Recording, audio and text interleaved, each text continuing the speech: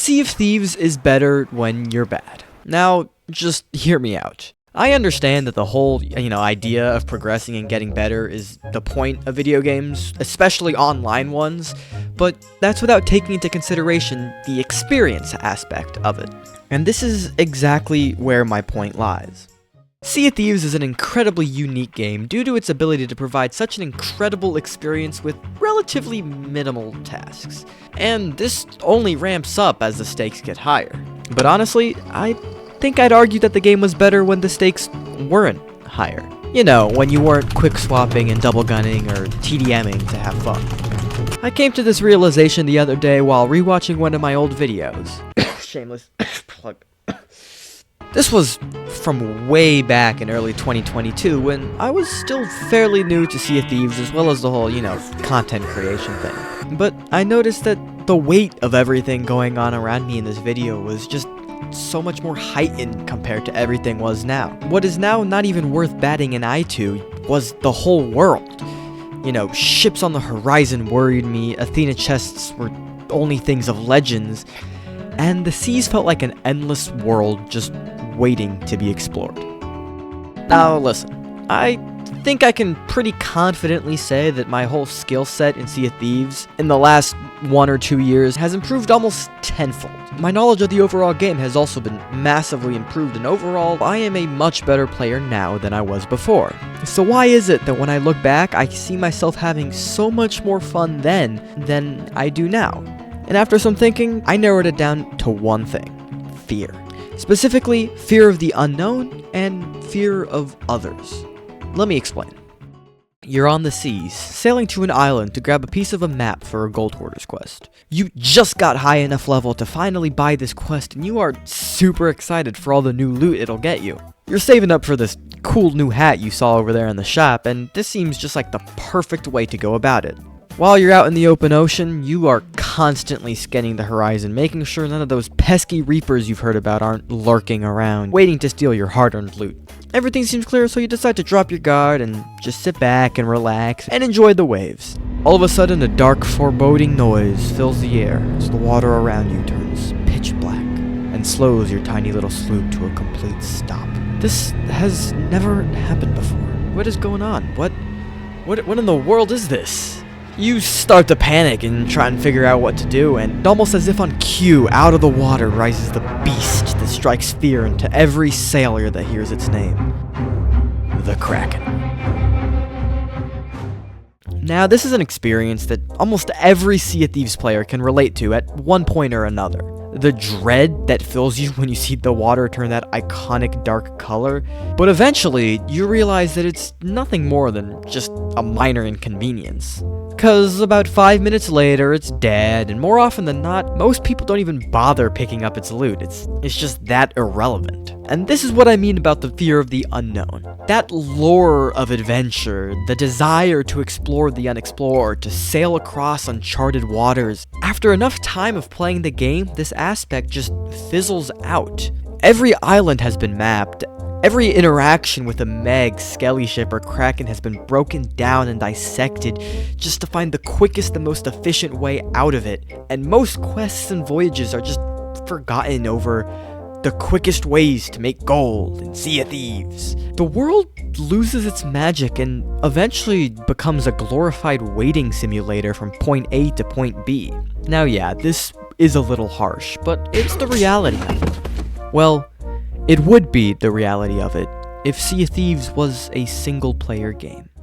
The multiplayer aspect of Sea of Thieves is maybe its biggest allure to new players. Being able to sail the high seas, knowing there's others out there to steal or be stolen from, is something that you aren't really able to find in any other game.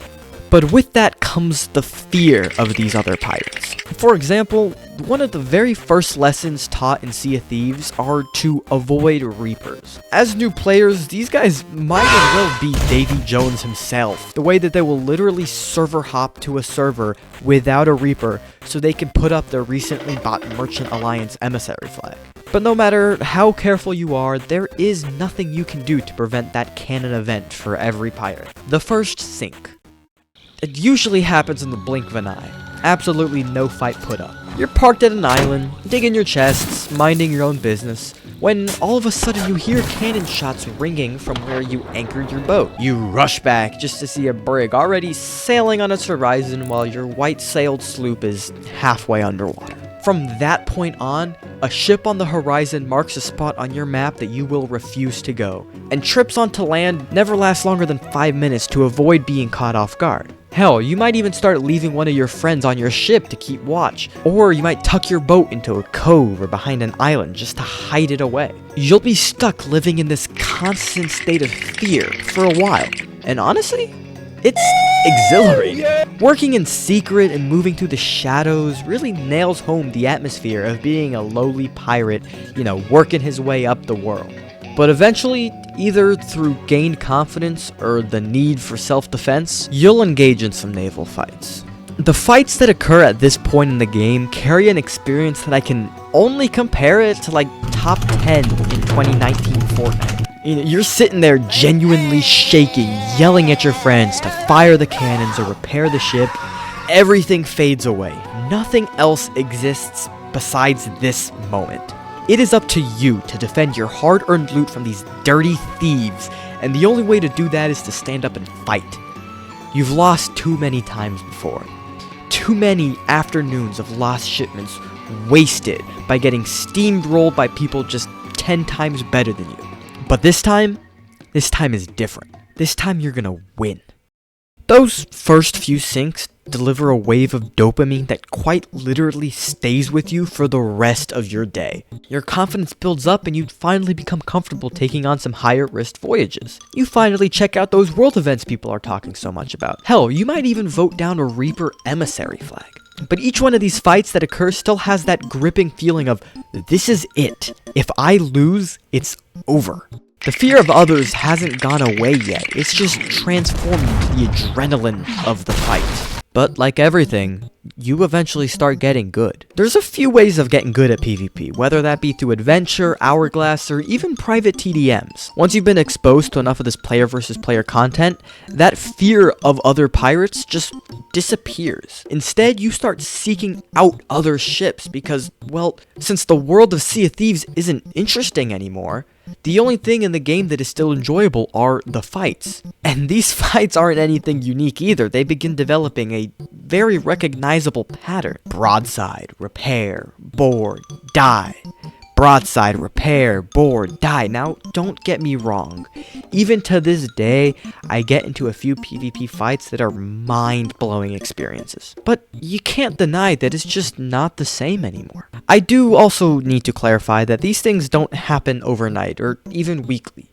These phases of gameplay last months, and even years before becoming stale. But for a game that's been out for almost 7 years now, it isn't difficult to believe that the main gameplay loop is becoming a little worn out. Now, listen, Sea of Thieves is honestly one of my favorite video games of all time, and I wouldn't trade the memories I've made on it for the world. But oftentimes I do end up thinking back on how special the game felt when I sucked at it. How much more thrilling my adventures were when being able to effortlessly run through every ship I saw wasn't an option. And you had to get creative. I mean, I still end up having to do that often, considering I'm not the greatest at the game, but usually this is only in Hourglass when I fight some stinky level 1000 gold ghost or something. No hate to any level 1000s, watching your dedication just kind of scares me a little bit. Now, I get that this whole video is essentially just nostalgia bait, but I mean, it's something that I feel pretty strongly about. At the end of the day, Sea of Thieves is a game that values skill progression more than anything. There's no way to earn any power-ups or upgrades or any in-game advantages over other players, at least not legitly. And cosmetics don't really do much besides highlight said skill progression. So getting better is encouraged and inevitable. But to any newer players out there, enjoy it. Alright, Sea of Thieves is better when you're bad. Hey there, it's me, Editor Goose. I just want to thank you so much for making it to the end of this video. This has probably been the most ambitious project I've put together, and it has taken a long time. Yes, I know, this 10-minute little video this thing took me forever, but I'm pretty proud of it. It's the very first video essay type of thing that I've ever done before, and sometimes, you know, the script is weird, and like my takes, I had to like swap them out, so like my voice gets weird at times. But honestly, I'm pretty proud of how it turned out. I put a lot of work into this, and I do want to thank everyone who makes it this far to the video. But yeah, I won't waste too much more of your time. If you did enjoy, leave a like, drop a comment on your thoughts on the topic. It helps the video do well in the algorithm and shows me you guys want to see more stuff like this. But yeah, thank you so much for watching, and I will see you next time.